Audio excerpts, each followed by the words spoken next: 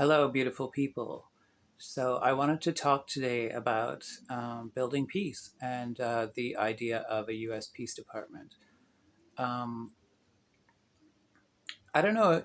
I mean, the news never really covers anything good. So, I don't know if anyone saw the fact that was it May, I think?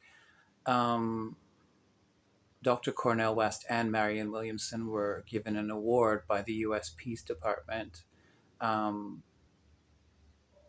and I don't know how kind of prominent that institution is. I gather it's a sort of a nonprofit, but um, but I thought it was kind of interesting, and I wondered what their standard was. And also, I mean, even podcasts didn't really talk about it. So I wanted to. I'm going to link the video that shows that, and uh, and also talk about the idea of peace because I think part of the reason that the world is always at war is because of the fact that we are always in we're always looking for something to attack. So if you want to attack war, it doesn't really work because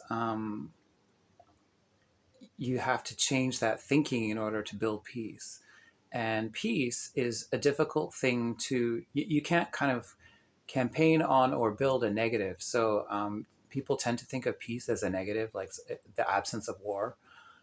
But in actual fact, peace is something that can be visualized. Now, if you've watched Marianne Williamson talk about the U.S. Peace Department and what it would do, you've heard her mention the four factors that are statistically proven to build peace, which is economic opportunities for women and educational opportunities for children, the reduction of violence against women, and the amelioration of suffering.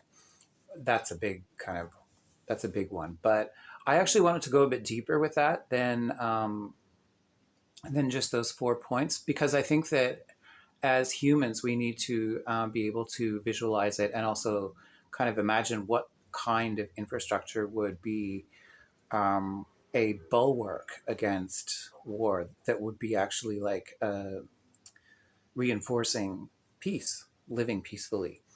And one of the things that I thought of, like, for instance, in a lot of war torn areas, it's not due to, but one of the consistent things that you see is a lack of access to clean water. So, peace building, one of the first kind of item on the agenda, I think, would be making sure that all citizens have access to clean water. And then another thing would be, yeah, educational opportunities. So, for instance, schools and libraries and wells, these are all things that are conducive to peace. And also, I think that there is a asset in having people mingle. So you have, I know that in Israel they did have these schools that were like, I forget what they're called. They're like joining hands or together schools that were designed for Palestinians and Israelis to study together and learn from each other, which I thought was a really good idea. Um, now, I think that there needs to be a lot more funding for such things, and also basically like that should be the sort of default standard for education is that I know now there's this sort of thing about cultural appropriation. I'm not so sure how healthy it is to keep everything segregated according to bloodlines. And that's one of the things that could be discussed in a forum. Like, if you had a social studies class, that would be interesting to delve into rather than just the knee jerk, oh, we don't go there. Um, And what else did I want to say? Oh God, yes, the military bases. I forget what the number of military bases is that the U.S. has around China, but I was thinking Marianne Williamson was talking about closing them, which I think they should be closed as military bases. But I'm also thinking like these buildings that are military bases have a large amount of resources which could be used for I don't know, like green energy or as libraries or schools. Like, first of all, it's a building, which is probably reasonably structurally sound.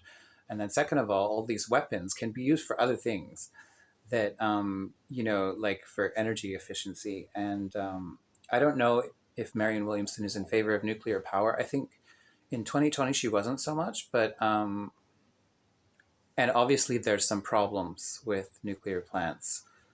Like Germany just decided that they were too dangerous, basically. And I don't know. I am not a scientist, but I think that the experts are there to resolve the questions. And I think it's a lot. I tend to think that it's a lot more ethical when governments are not influenced by profit, the profit machine, like the corporate lobbyists. And so, anyway, yes, I want you all to picture, like, for instance, military bases being repurposed for humanitarian projects. And I think that's all I had to say about that. It's just that, like, we tend to, like, when I look at Jimmy Dore, he's obviously very anti-war, but is that pro-peace? If he, especially when I see him raging on his platform all the time, like, I don't know how peace conducive that is. Everyone gets angry at the war, but does that make war less? I don't think it does. I think if anything, it feeds into the same circular pattern of anger and revenge and violence begetting violence. So yeah, I wanted to. I think that the weapon, if you will, or the cure for a war is actually creativity. It's creativity, it's diversity, it's cooperation, and it's for lack of a better word, tolerance. I mean, tolerance is an extremely flaccid, uninspiring word, but at worst, we can achieve tolerance. At best, we can achieve inspiration and appreciation for each other. Okay. Yeah.